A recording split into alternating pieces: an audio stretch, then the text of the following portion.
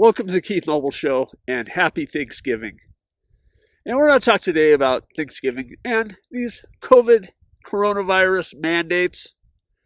So, a number of states, they have mandated restrictions on Thanksgiving. Who you can have at your house, how many, if they have to be from your own family or not. Okay. You're an American citizen. This is bullshit. Simply put, having politicians and bureaucrats decide for you what you can have at your house for Thanksgiving is bullshit. Own that. It's what it is. Now, I believe COVID-19 is a real thing, and for some people, it's extraordinarily dangerous. That's beyond dispute. I am not anti-mask. I wear a mask where I think it's appropriate. I am not anti-social distancing. I social distance where I think it's appropriate. I do the things I think are appropriate. You know why? Because I'm responsible for me. I'm responsible for what I do. These politicians and bureaucrats are not responsible for me. They are not responsible for your Thanksgiving. I mean, as I mentioned yesterday, here I am. I'm up here in the mountains, all by myself. I don't know how far it is to the next human being for me. Quite a ways. So, this is social distancing extraordinaire. But these people telling you who you can see and not see is nonsense. It's like Justice Alito referred to last week. This is probably the greatest deprivement of our rights in American history. Telling you who you can assemble with or not. Now, the Constitution doesn't make allowances for war or epidemics or pandemics.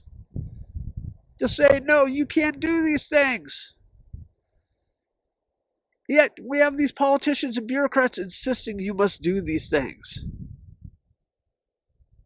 As I said, COVID-19 is a real thing. And for some people, it's very deadly. And in many states, including Colorado, we have this upsurge in cases. We have an upsurge in hospitalizations. I recognize all that. But what I also recognize is the futility of the government mandates. Government would have been so much better off if they just provided us the information and best practices and said, go do the right things. But that's not what they did. They created mandates that have created innumerable problems without any real data showing how they helped. There was a federal study not too long ago that showed that the mandates killed 100,000 people. Now, how many did it save? Well, we'll never know. But these things don't come without a price.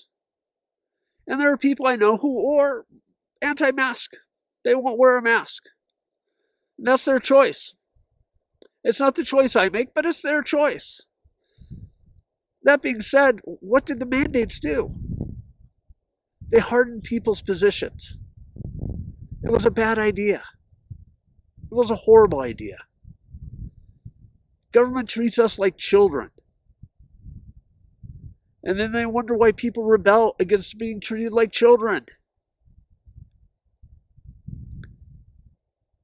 You have your rights.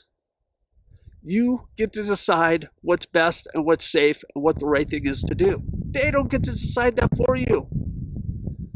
That's not okay. It's not okay. I went to Sturgis this year. I go to Sturgis every year. There were 500,000 people at Sturgis. We had probably just a bit over 300 cases come out of Sturgis with 500,000 people. It's because Sturgis is almost entirely outdoors. Obviously, this virus does not have a long life outdoors. It was not the disaster all the experts proclaimed it would be. Far from it. Went to concerts, went to parties, had a great time. Had a great time this year at Sturgis. Yet, they're telling you you can't have who you want at your house for Thanksgiving? Yeah. No, you are not a shill. You're a citizen. Be that citizen, not a shill. Do what you think is right. Because that's, you know what? Because you have the right to do that. They don't have the right to tell you not to. Thank you for tuning in. See you tomorrow.